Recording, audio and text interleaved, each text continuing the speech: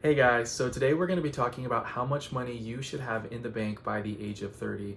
So, if you've been wondering, do I have enough? Am I on the right track? Well, we're going to go ahead and take a look at what the average 30-year-old should have in the bank in today's age. And, if you're not quite there yet, or if you're almost there, we're going to also be talking about some tips on how you can successfully reach that goal in the future. So if that sounds good, hit that subscribe button down below and let's take a look. Okay, so how much money should you have saved by the age of 30? So there's a lot of different info and statistics out there as to how much each person should have by this age. But according to Fidelity Investments, which is a top investment management fund and can also help people look into retirement, they have set this general rule of thumb that by the age of 30, you should have at least 1 times your annual salary saved. So what does that look like? Well, let's say you're about to turn 30 and you make $55,000 a year. So how much money should you have in the bank? Well, you should have about $55,000 between all of your different savings accounts, which I think is, for me personally, is kind of crazy that expect so much when there's, rising gas prices, rising house prices, there's kids, families, so much in the world that we have to pay for and things are just getting, increasingly expensive. So for me personally, I have not yet reached my goal to hit that by my age, but let's take a look at some ways as to how we can go ahead and increase that and make sure that by the time that we're 30, we have enough money in the bank. Okay, so what are some actionable steps that we can take to, reach that goal of what we're supposed to have in our account by the age of 30? And step number one is to make sure that you're maxing out your 401k. Now, your 401k is something that you're going to want, when you retire, essentially. This is this fund that you want to have, when you're finally done working, when you're ready to stop, you're going to want to rely on your 401k to, help you carry you during your retirement years. So I think one thing that is very important is to make sure that your 401k is being maxed out.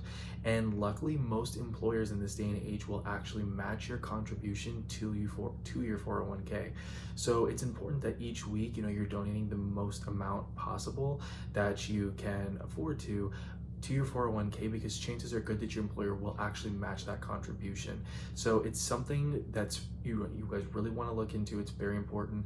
And if you aren't, then you're essentially letting your employer just not contribute to your retirement, essentially, and you're leaving free money on the table. So again, step number one is to make sure that your 401k is being maxed out. It is very, very important.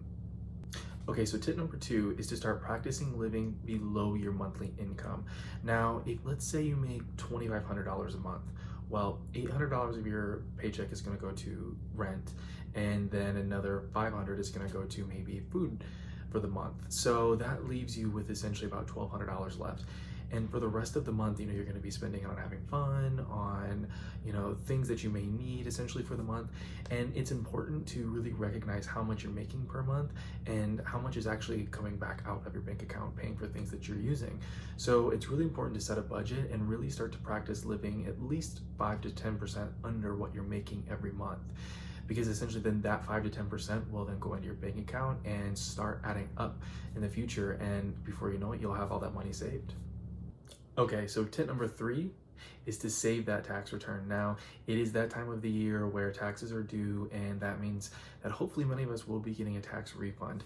So what should we do with that money? Well, I think the two most important things that we can do when we receive this nice sum of cash is maybe taking a little bit of it and treating yourself, but it's important to take that cash and pay off any of the remaining debt that you have or things that you owe for the month, whether it's a credit card or, any other kind of bills that you may have that may be necessary. And so it's important to make sure that those are paid off, and then taking the rest of that tax return and putting it away and saving it. It's nice to we're able to receive that money and make a better decision and put it away and save it for when we actually really need it. So it's just being wiser with money and smarter with the money that we get. So it's important to take that tax return and put it to where you really need it, which is things that will be paid off. Hey everyone, thanks for checking out today's video. Please comment below what kind of topics you'd like to see discussed or covered under this channel, because I would love to talk about a lot of different financial things.